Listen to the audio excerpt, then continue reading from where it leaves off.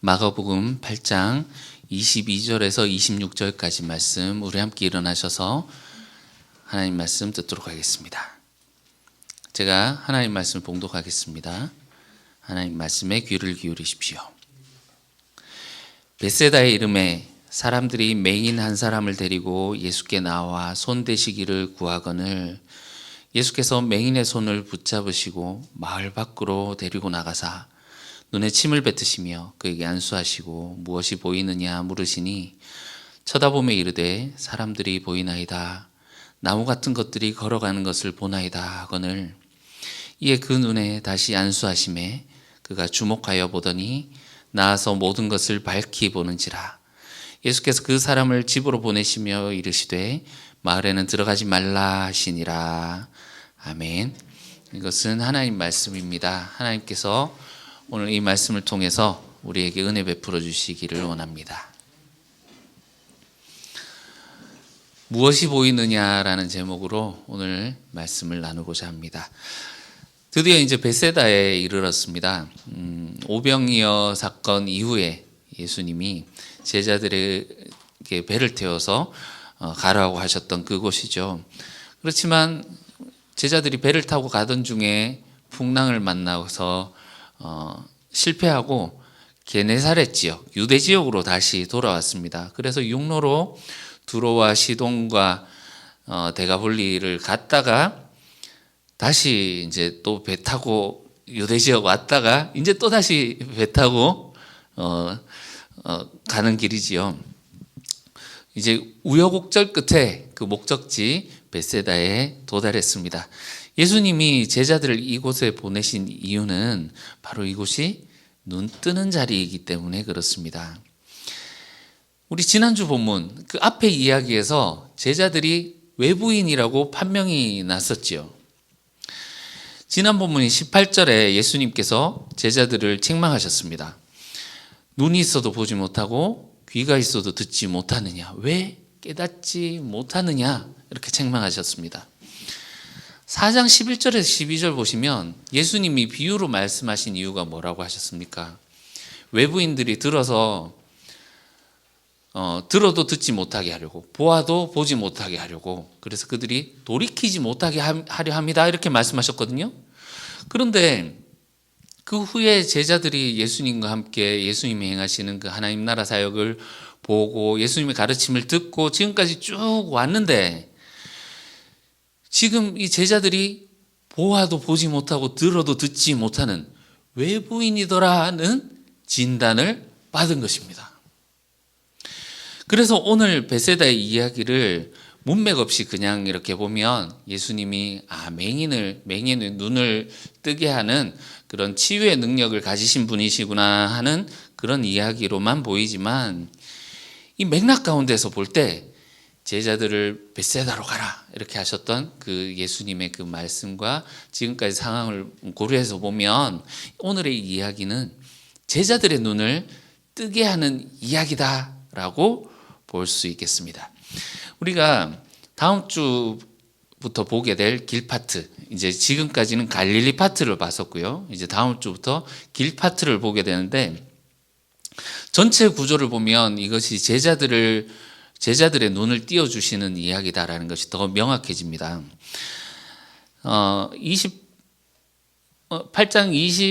27절 여기 오늘 본문 보시면 여기부터 10장 52절까지가 이제 길 이야기인데 8장 27절을 보시면 예수와 제자들이 빌립보 가이사랴 이런 말로 나가실 때 길에서 이렇게 나오죠. 여기 길 이야기 안에는 길에서라는 사인이 많이 나옵니다. 마지막 10장 52절도 보시면 예수께서 이르시되 가라 내 믿음이 너를 구원하였느니라 하시니 그가 곧 보게 되어 예수를 길에서 따르니라. 그죠? 길에서 나오죠. 길에서. 그래서 이 부분을 길 이야기라고 합니다. 그런데 이 길 이야기가 오늘 본문인 여기 벳세다 맹인 이야기와 마지막에 여리고 맹인 이야기로 둘러싸여 있습니다.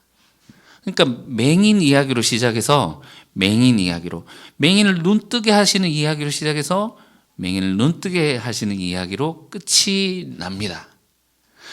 그 무엇입니까? 예수님이 제자들의 눈을 띄워주는 이야기다라는 거죠.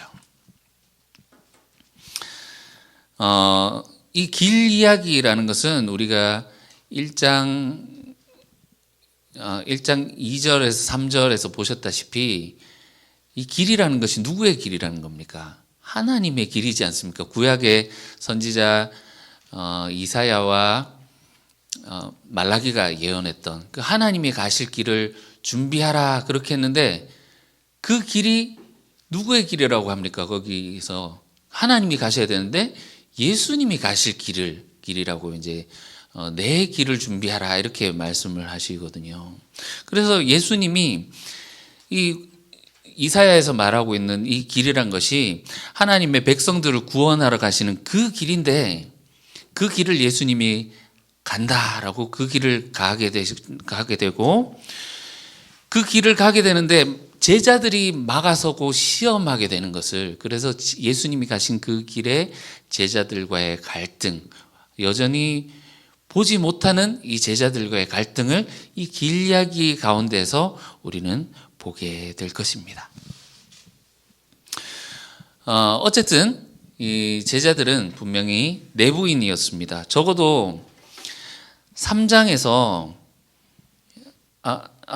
제자들이 내부인이었지 않습니까? 3장에서 예수님의 가족들이 예수님을 찾아올 때 집 안에서 예수님이 가족들을 집 밖에 그냥 세워놓고 외부인의 모습으로 이렇게 세워놓고 집 안에 둘러앉은 자들을 보시면서 누가 내 참가족이냐 하면서 그 둘러앉은 자들, 그때 제자들이 집 안에 있으면서 이들이 내부인이구나 하는 것을 우리가 보았지 않습니까?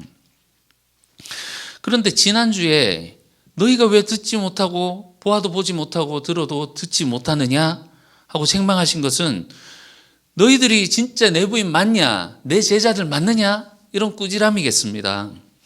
그리고 그들을 그냥 그렇게 두면 안 되기에 그들의 눈을 뜨게 하기 위해서 벳세다로 데리고 오신 것이죠. 이것은 1차적으로는 이 제자들을 향하신 말씀이지만 이것을 읽고 있는 독자들을 향한 말씀이겠습니다. 이 마가 공동체는 이 당시에 굉장히 심한 박해 가운데 있었습니다. 언제 끝날지 모르는 그 박해 가운데에서 그들은 마치 배를 삼키려 드는 풍랑 속에 제자들이 살려달라고 외쳤던 그 제자들의 모습처럼 그렇게 흔들리는 배 속에서 있었을 것입니다.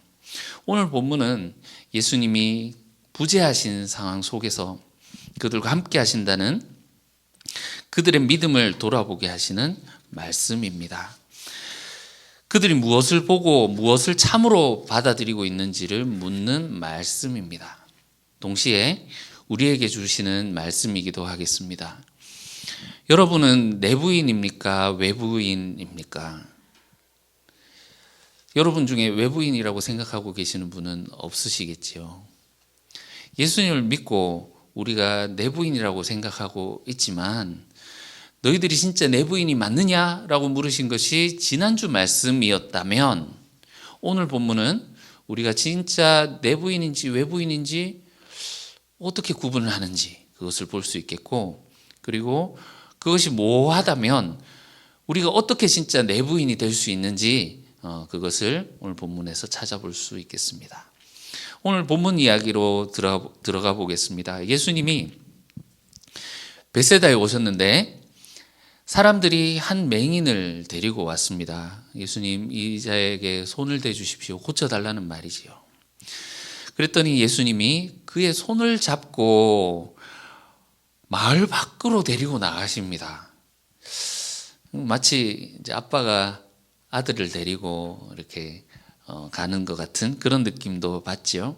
그렇습니다. 정말 구원을 베푸시는 하나님에 대한 이사야의 예언이 성취되는 그 장면을 보여주고 계시는 겁니다. 이사야 42장 6절에 7절을 보시면 나 여호와가 의로운 너를 불렀은즉 내가 내 손을 잡아 너를 보호하며 너를 세워 백성의 언약과 이방의 빛이 되게 하리니 내가 눈먼 자들의 눈을 밝히며 갇힌 자를 감옥에서 이끌어내며 흑암에 앉은 자를 감방에서 나오게 하리라. 이 종말 구원에서 하나님께서 내 손을 잡아, 이런 표현이 있거든요. 이 표현이 이스라엘을 출애굽할 때 너의 손을 잡아 이끈 나 하나님 여호와가 아니냐, 이런 표현이 있는 것처럼 이 종말의 구원을 베푸시는 그 하나님의 손길을 말씀하십니다. 하나님이 너를 세워 이렇게 말씀하신 것이 이스라엘을 말씀하시는 것인데, 예수님이 그 사람을, 그 맹인을 손을 잡고 이끌고 가시는 것이 그 새로운 이스라엘을 붙잡고 구원하고 가시는 그 하나님의 모습이기도 하고, 예수님이 이스라엘의 그 대표로서 내가 눈먼 자들을 밝히며 이렇게 말을 하는 것처럼 그 맹인의 눈을 뜨게 하시는 그런 모습으로 오늘 예수님이 거기서 오늘 본문에서 그런 모습으로 보여주시는 것이다 라고 할 수 있겠습니다. 그런데 예수님이 이 맹인을 치유하시는 이 방법이 좀 독특하지요. 눈에 침을 뱉으시고, 이렇게 침을 뱉으시고 안수하셨습니다. 에바다 사건하고 굉장히 비슷하지요. 그런데 이 맹인이 보기는 보는데 희미하게 봅니다. 사람들을 무엇이 보이느냐 이렇게 물으시니까 사람들을 보는데 나무 같은 것들이 걸어가는 것 같습니다. 이렇게 말을 합니다. 우리 눈 나쁘신 분들 안경 벗고 보는 것과 같은 좀 그런 모습인 것 같기도 합니다. 희미하게 보는 거죠. 그런데 지금까지 예수님이 치유하실 때 즉각 나았다라는 것을 보여줬거든요. 제일 처음에 치유할 때 그 베드로 장모를 치유할 때 열병에 죽어가던 베드로 장모가 즉시 일어나서 수종 들었더라 섬기게 되었고, 혈루증을 앓던 여인도 예수님의 옷자락에 손을 대자마자 낫게 되었지 않습니까? 심지어 죽었던 야이로의 딸에게 달리타쿰 소녀야 일어나라 하시니 그가 즉시 일어나서 걷게 되었단 말입니다. 그런데 이 사람은 왜 한 번만에 낫지 않았을까요? 예수님 이 치유의 능력의 배터리가 좀 떨어져 가지고 능력이 살짝 부족했던 것일까요?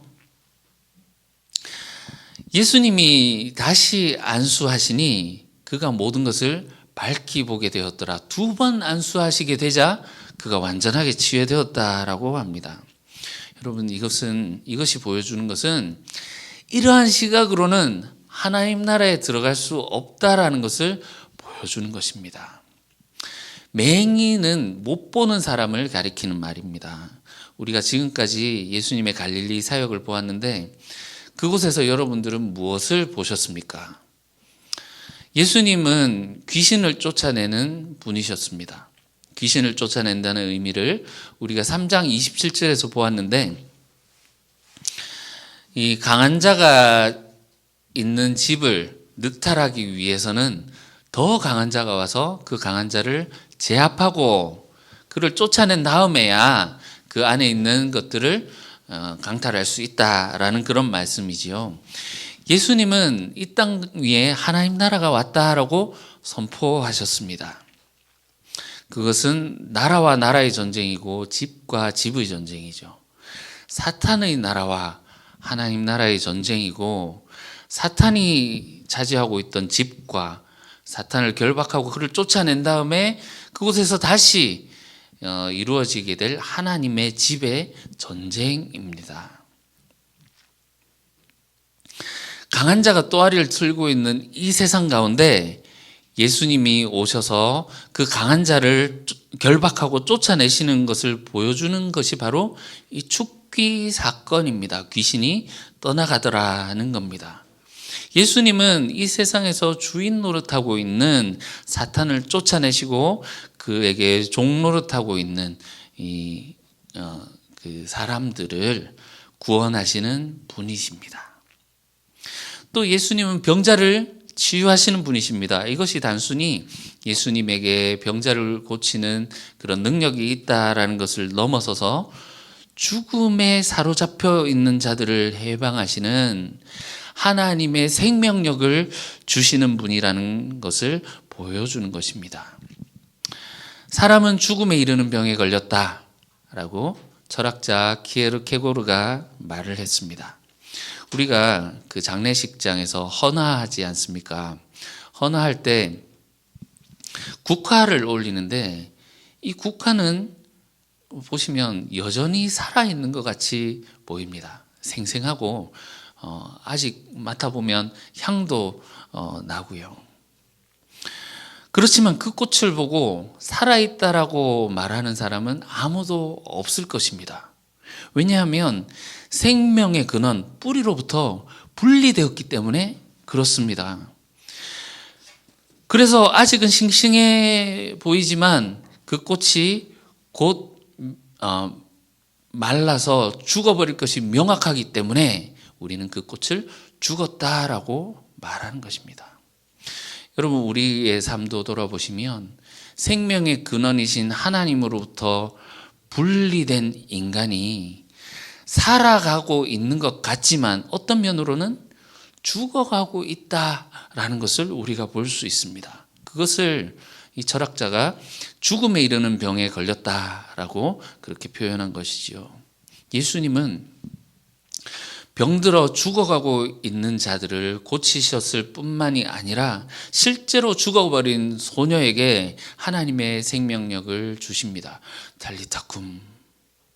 그때 이 소녀가, 죽었던 소녀가 하나님의 생명을 받고 살아나게 되는 그런 것을 우리가 보지 않으셨습니까? 예수님은 우리에게 하늘의 생명을 주시는 분이십니다. 그리고 예수님은 가르치는 분이십니다. 하나님의 권위로 성경을 풀어주시고 하나님의 뜻이 무엇인지 온전히 알려주시는 분이십니다. 이스라엘의 종교 지도자들은 종교적인 전통을 지킴으로 자기들은 하나님의 구원에 속해 있는 하나님의 집 안에 있는 자들이라고 여겼지만 예수님은 그들의 실상을 온전히 보게 해주셨습니다. 그들의 마음에서 오물 같은 더러운 죄악들이 끊임없이 쏟아져 나옴을, 그리고 그들이 지금 속해 있는 곳이 하나님의 집이 아니라 사탄의 집이었음을 여실히 보여주셨습니다. 예수님은 하늘에서 내려온 만나처럼 하나님의 말씀을 그들에게 그 예수님과 함께하는 자들에게 주심으로, 떡을 떼어 주심으로 하늘에서 내려오는 만나를 먹게 하셨습니다. 생명에 이르는 가르침을 주신 분이 바로 예수님이십니다. 여러분도 이 갈릴리 갈릴리 이야기를 읽어오면서 이런 예수님을 보셨습니까? 그리고 믿으십니까? 오늘 한국교회는 이런 예수님을 소개합니다. 우리에게 생명을 주시는 예수님을 마음에 믿고 주라고 시인하기만 하면 구원을 받는다라고 가르치고 있습니다. 그러나 오늘 본문은 그런 믿음은 아직 흐릿하게 보는 이 맹인의 단계에 있는 것으로서 그런 시각으로는 하나님 나라에 들어갈 수 없다라고 말을 하는 것입니다. 우리가 오늘 이야기를 다음 주 볼 본문과 겹쳐서 읽어보면 더욱더 명확하게 보입니다. 예수님이 제자들에게 사람들이 나를 누구라 하더냐라고 물으셨습니다. 그럼 제자들이 이렇게 대답을 하니까 예수님이 다시 물으십니다. 너희는 나를 누구라고 하느냐? 베드로가 대답하죠. 주는 그리스도십니다. 고백했습니다. 여러분, 이 베드로의 고백에 부족함이 있습니까? 우리가 보아왔던 그것들, 이 제자들이 경험했던 그것을 보면서 이분이 바로 그리스도시구나 라는 것을 보게 된 것이죠. 베드로가 그것을 보고 한 고백이 바로 이 고백이지 않습니까? 여러분, 우리가 가진 교리로 볼 때 이 베드로의 고백에 대해서 흠잡을 수 있는 사람이 있을까요? 지금 이렇게 고백하는 이 베드로가 구원에서 탈락됐다라고 말을 할 수 있는 사람이 있겠습니까? 그렇지만 이 베드로는 첫 번째 단계의 눈뜸, 아직 명확하게 보지 못하는 그런 시각을 가지고 있음이 곧 드러나게 됩니다. 그리고 그것은 여전히 그가 아직 사탄에게 속해 있음을 보여줍니다. 그런 상태임을 보여줍니다. 베드로는 십자가의 길을 가야 된다라고 하는 예수님의 멱살을 붙잡고 항변하며 예수님을 막아서지요. 예수님은 그에게 일갈하십니다. 사탄아, 내 뒤로 물러서라. 지금 우리의 위치는 어쩌면 예수님을 본다고 하지만 구원받을 수 없는 단계인 첫 번째 시각에 머물러 있을 수 있다라는 것입니다. 이런 자들은 내부자가 될 수 없다는 것입니다. 제자들이 분명 예수님의 집 안에 있는 내부자의 모습이었지만 이렇게 가면서 보니까 그들이 제대로 보지 못하고 제대로 듣지 못하는 외부자의 모습이 아닌가 그랬던 것처럼 여러분 우리가 그런 모습일 수 있다라는 겁니다. 그래서 예수님은 우리를 이 눈 뜨는 장소인 벳세다로 손을 잡고 데려오신 것입니다. 이것은 우리의 이야기지요. 그러면 우리는 무엇을 보아야 합니까? 무엇을 보아야 온전히 보는 상태입니까? 제가 여기서 설교를 마친다면 궁금하시겠죠. 그런데 이 이야기 그것에 대해서는 제가 이 길 이야기에서 예수님이 3번에 걸쳐서 말씀을 해 주실 것입니다. 제자들이 예수님을 믿고 본다고 하긴 하지만 흐릿하게 보는 이 상태. 그래서 예수님이 말씀하시는데 그들이 무엇을 보지 못하는지 우리가 그 3번의 이야기에서 자세하게 보게 될 것입니다. 우리가 거기서 확인하게 될 것입니다. 그래서 제가 다음 주에 베드로의 고백 이야기에서 예수님이 첫 번째로 가르쳐 주신 그 가르침이죠. 거기에서 조금 더 이 부분에 대해서 자세하게 보기로 하고요. 오늘은 이 맹인이 어떻게 보게 되었는지, 어떻게 내부인이 되었는지 거기에 초점을 맞추고 살펴보고자 합니다. 예수님이 맹인의 손을 붙잡고 마을 밖으로 나가셨습니다. 이 마을이란 것은 사탄의 나라를 상징하는 곳입니다. 바리새인의 누룩, 헤롯의 누룩을 먹고 눈이 멀어 있는 사람들이 사는 곳이지요. 이 맹인은 그 마을로부터 출애굽한 것입니다. 26절에 예수님이 그를 집으로 보내시는데 이 집이 마을에 있었고 집으로 가는데 마을로 가지 마라. 이게 말이 안 되지 않습니까? 집으로 돌아가라. 그러나 마을로는 들어가지 마라. 이렇게 말씀하시는데 이 집이라는 것은 새로운 집, 하나님의 집을 상징하는 거죠. 내부자가 되었다는 것입니다. 그가 구원받고 하나님의 집으로 들어가게 됨을 의미하는 거죠. 거라사 광인의 이야기에서도 예수님이 그 군대 귀신 들린 자에게서 군대 귀신을 쫓아내고 그리고 그에게 집으로 돌아가라 이렇게 집으로 보내시지 않습니까? 바로 그 집을 말하는 것입니다. 오늘 이 맹인이 눈을 뜨고 구원을 받게 되었음을 보여주는 거죠. 그런데 이 맹인이 어떻게 눈을 뜨게 되었습니까? 우리가 성경을 슬쩍 읽으면 놓치고 지나갈 수 있는 부분입니다. 25절 보시면 이에 그 눈에 다시 안수하심에 그가 주목하여 보더니 나아서 모든 것을 밝히 보는지라. 맹인에게 예수님이 안수하셨습니다. 그런데 그가 제대로 보지 못하고 희미하게 봤지 않습니까? 그런데 예수님이 다시 안수하시자 그의 눈이 밝아져서 모든 것을 밝히 보게 되었습니다. 그런데 제가 의도적으로 빼놓은 부분이 있습니다. 여러분 혹시 발견하셨습니까? 예수님이 2번째 안수하실 때 그의 눈이 그냥 밝아졌습니까? 그가 주목하여 보더니 나아서 모든 것을 밝히 보는지라 이렇게 말을 하고 있죠. 3번역에는 그가 뚫어져라 바라보더니 이렇게 번역되어 있습니다. 이것은 그가 보기 위해서 적극적으로 노력을 했다라는 것입니다. 물론 예수님이 그의 눈에 손을 대셨지만, 그렇지만 거기서 그냥 본 것이 아니라 그가 주목하여 보더니 이것은 하나님 나라를 찾으려는 노력, 그 길에 동참하려는 노력, 예수님의 가르침을 따라 떡이 떼어지기 위한 그런 적극적인 동참을 위한 노력일 것입니다. 하나님 나라에 참여하기 위해 이렇게 적극적으로 노력할 때 그의 눈이 떠지게 되었다라는 거죠. 눈을 뜨려고 하는 자가 눈을 뜨게 되는 것입니다. 마태복음식으로 말을 하자면 구하는 자가 받게 되고 찾는 자가 찾게 되고 두드리는 자가 열리게 되더라는 것입니다. 무엇이요? 하나님 나라가요.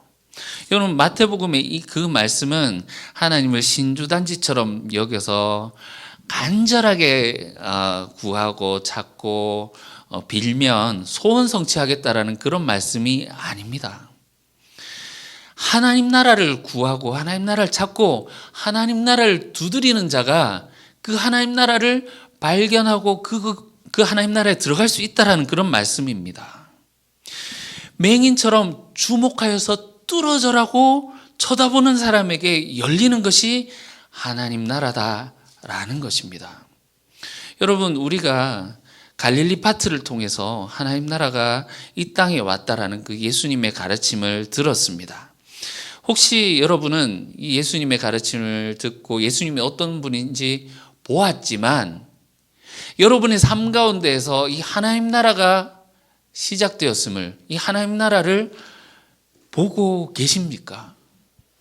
여러분 보셨습니까? 우리의 삶 가운데 이루어지고 있는 이 하나님 나라를 여러분 보셨습니까?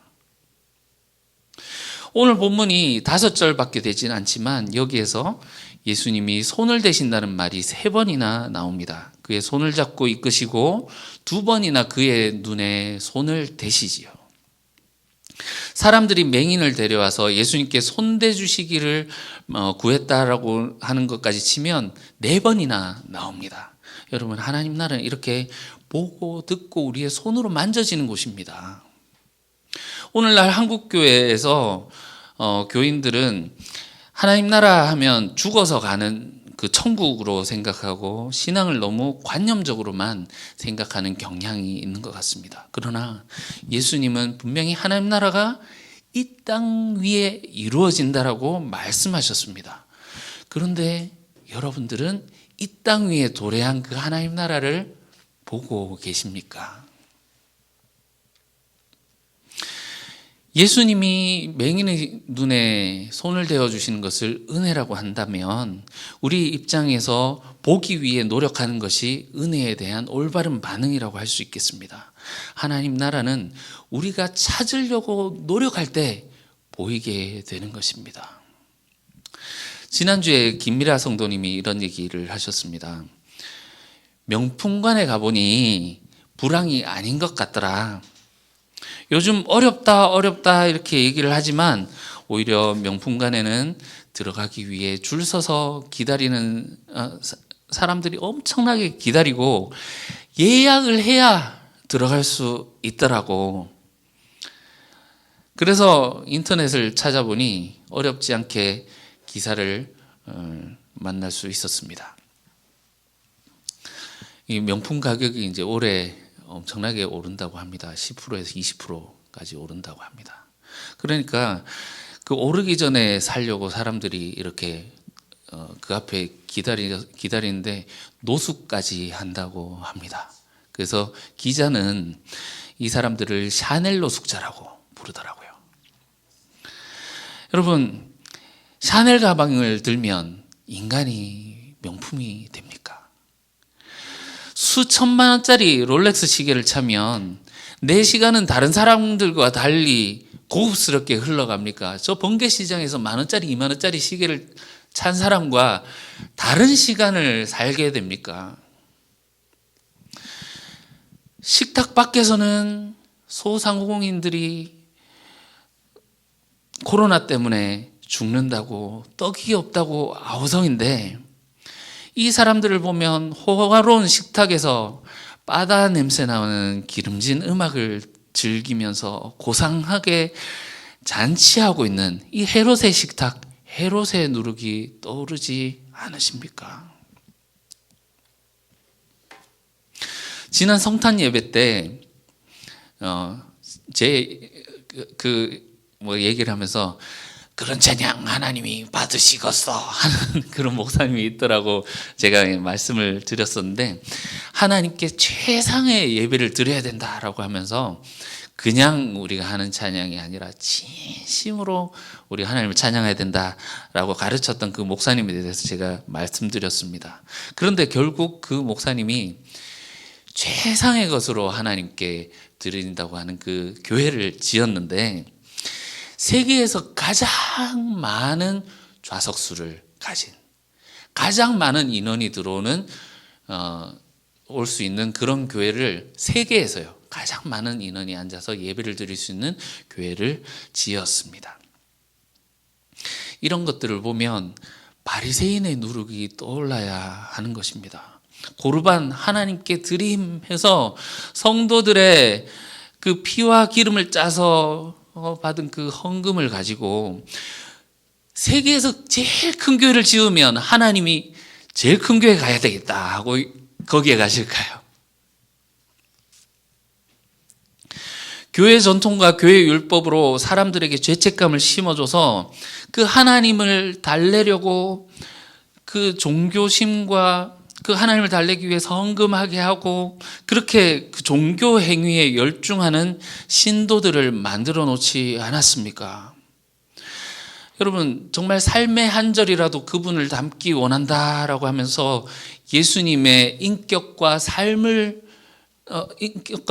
그분의 삶을 담기 위해 노력하는 그리스도인들을 혹시 여러분들의 주변에서 만나본 적이 있으십니까? 여러분, 하나님 나라가 우리의 삶에 어디에 있습니까? 하나님 나라는 겨자씨와 같이 작아서 우리가 눈여겨서 보지 않으면 볼 수 없습니다. 찾으려 하는 자들만 찾을 수 있는 것입니다. 예전에 설교 때 한파가 몰아치는 이 추위에 우리가 이웃을 돌아보자라고 그렇게 제가 말씀을 전했더니 한 집사님이 밥밴드 생각이 나서 그날 바로 입금을 하셨다라고 얘기를 하시더라고요. 그 작은 나눔 속에 하나님 나라가 있는 것이 아니겠습니까?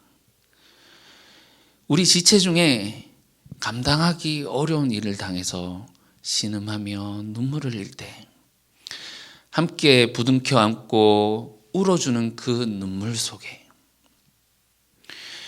남편도 없이 광주에서 딸과 단둘이서 고단한 삶을 살고 있는 지체를 생각하면서 십시일반 모아서 보내어준 그 작은 나눔 속에, 이 어려운 시기에 개업한다는 형제 자매에게 찾아가서 따뜻한 격려와 위로를 나누며 하나님이 함께 하시기를 바란다며 드리는 그 작은 기도 속에 하나님 나라가 있지 않았습니까? 예수님은 하나님 나라의 씨앗이 이 땅에 떨어져서 결실하고 있다고 말씀하셨습니다. 그렇지만 우리가 눈여겨보지 않으면 하나님 나라가 어디에서 이루어지고 있는지 찾아볼 수 없습니다. 우리가 보려고 노력할 때 하나님 나라를 볼 수 있고, 하나님 나라가 어디에 이루어지는지 볼 때 우리가 그 나라에 참여할 수 있는 것이지요. 4장의 하나님 나라의 비유에 대한 예수님의 그 가르침 비유들 중에서 헤아림 비유가 있었는데 여러분 기억하시리라 생각합니다. 너희가 헤아리는 헤아림으로 너희가 헤아림을 받을 것이다 라고 하셨습니다. 이 원어를 직역하면 너희가 재는 잣대로 하나님이 너희를 측량하실 것이다, 이런 의미입니다. 이 비유가 무엇을 너희가 듣고 무엇을 잣대로 삼느냐는 맥락이거든요. 너희가 세상의 목소리에 귀를 기울이고 세상의 잣대로 살아간다면 하나님이 그 잣대를 가지고 너희를 판단하실 것이다. 헤롯과 바리새인들처럼 너희는 하나님 나라에서 탈락하고 심판을 받게 될 것이다. 그러나 우리가 주님의 말씀을 잣대로 삼고 잣대로 삼기 위해서 그분의 말씀에 귀를 기울이고 알고자 하고 순종하고자 하면 하나님이 너희가 이런 잣대로 살아가고 있으니 너희는 옳다라고 판단하실 것이라는 그런 말씀입니다. 즉 우리의 눈에 손을 대주시는 것은 하나님이 거저 주시는 은혜이겠습니다. 우리가 구하지 않았는데도 주님이 오셔서 우리의 눈을 열어주시는 그것은 은혜이지 않습니까? 그러나 주목하려고 하는 그 노력, 주목하여 보려고 하는 그 노력을 하나님이 보시고 헤아리신다라는 그런 말씀이지요. 본다고 하는 자들, 내가 있다라고 생각하고 안다라고 생각하는 자들, 그래서 애쓰지 않는 자들은 있는 것마저도 빼앗기리라고 하는 그 주님의 경고의 말씀이겠습니다. 여러분, 교회에서 목사의 말을 듣는 것으로 만족하지 마시기 바랍니다. 여러분들 경험해 보셨지 않습니까? 목사가 던져주는 말에 우리가 막 가슴이 설레고 막 비전을 가진 것 같고 세상에 이것을 가지고 살면 참으로 올바르게 사는 것 같고 이렇게 하는 것 같았지만 예수님의 이 가르침을 배우고 나니 그곳이 지옥행 열차일 수도 있었다라는 것을 그런 생각이 들지 않으십니까? 여러분, 찾아야 됩니다. 주목해서 보아야 됩니다. 보기 위해서 노력해야 됩니다. 주님의 가르침이 무엇인지 배우고 이 말씀이 우리 삶에 어떤 연관성이 있는지 고민해야 하고 그 말씀에 순종하기 위해서 우리가 노력해야 하는 것입니다. 우리가 주목해서 찾을 때, 하나님 나라에 동참하기 위해서 노력할 때, 하나님의 예수님이 가르쳐 주신 그 잣대를 가지고 살아가기로 결단할 때 우리가 어디에서 내가 떡처럼 떼어져야 되는지 그곳이 우리의 도움이 필요한 그곳이 보이게 되는 것이지요. 그제서야 하나님의 도움이 필요한 이웃들이 우리의 눈에 들어오게 될 것입니다. 하나님은 우리의 손을 통해서 그들을 만지십니다. 그것이 바로 손으로 만져지는 하나님 나라라는 것입니다. 마지막 26절 보시겠습니다. 예수께서 그 사람을 집으로 보내시며 이르시되 마을에는 들어가지 말라 하시니라. 예수님이 집으로 보내신다라는 것은 새로운 하나님의 집에 들여보내시는 것으로 그가 내부인이 되었다라는 것입니다. 구원 안에 들어간 것이지요. 그리고 마을에 들어가지 말라라고 하십니다. 마을은 사탄의 나라를 상징하는 곳입니다. 귀신 들린 사람이 살아가는 곳, 바리새인들의 누룩과 헤롯의 누룩을 먹는 곳, 세상의 통치 질서를 따라 살아가는 곳입니다. 예수님이 이 맹인처럼 우리를 이 마을로부터 손을 잡아 마을 밖으로 이끌고 가십니다. 그리고 우리의 눈이 열리기를 원하셔서 우리의 눈에 손을 대어 주십니다. 그 마을로부터 출애굽한 사람은 다시는 그 마을로 돌아가서는 안 되는 것입니다. 여러분, 한 번 이 집에 들어갔다고 해서 다시 받았던 이 구원이 영원히 지속되는 것이 아니라 이 노력은 우리가 내부인이 되기 위해서 지속적으로 해야 되는 노력인 것입니다. 제자들이 집에 한번 들어갔었지만 그들이 바리새인의 누룩, 헤롯의 누룩에 오염되었을 때 그들이 보지 못하게 되고 이 외부인이 되었던 것처럼 말입니다. 오늘 주님께서 우리의 눈에 손을 대어 주시기를 원합니다. 그래서 우리의 눈을 열어주시기를 원합니다. 눈을 열어서 바로 이곳에 주님이 우리와 함께 하심을 볼 수 있게 하시면 함께 하심을 우리가 볼 수 있으면 좋겠습니다. 오늘은 주님의 수세주일입니다. 주님이 이 세례를 받으신다라는 것, 이 세례가 상징하는 것이 죽음이지 않습니까? 죽음을 상징하는 세례를 받으신 까닭은 어둠 속에서 앞을 보지 못하고 사탄의 노예가 되어서 죽어가고 있는 우리를 보셨기 때문입니다. 오늘 이 본문 말씀을 두고 생각을 해보자면 예수님이 우리를 보셨다는 그 보심은 그냥 어쩌다가 눈에 들어온, 그냥 이렇게 보다가 하고 그냥 이렇게 보신 것이 아니라 잃어버린 양 한 마리를 찾아 애타게 찾아 헤매는 그 주목하여 봄 뚫어져라 쳐다봄, 그 우리를 보기 위한 그 주님의 그 애끓는 심정으로 주목하여 보심일 것입니다. 주님이 우리를 그렇게 바라보시고 찾아오셔서 생명을 주셨다라는 것을 우리가 보는 자들이라면 주님이 마음이 향하는 자들에게 주님의 손이 되어서 그들에게 주님의 마음을 전달할 수 있는 그런 선한 이웃들이 될 수 있으면 좋겠습니다. 주님이 우리에게 베풀어 주시는 은혜에 순종으로 화답하는 저와 여러분들이 되시기를 주님의 이름으로 축원합니다. 기도하겠습니다. 주님, 우리는 본다고 했습니다. 우리는 알고 있다고 했습니다. 그러나 주님의 시각이 온전하지 못한 주님께서 주님의 이 말씀이 우리의 시각이 온전하지 못했던 것을 보게 하시고 우리를 돌아보게 합니다. 주님이 우리와 함께 하실 때 우리는 우리 자신에 대해, 우리의 관심사에 대해, 우리의 욕망에 대해, 우리 두려움에 대해 얼마나 모르고 있었는지를 깨닫습니다. 주님의 손대심을 통해 우리와 함께 하시는 당신을 온전히 보게 하여 주시옵소서. 그리하여 지금 당신께서 바라보시는 그곳을 향해 우리의 시선이 머물게 하소서. 우리의 눈을 온전히 뜨게 하실 예수님의 이름으로 기도합니다. 아멘.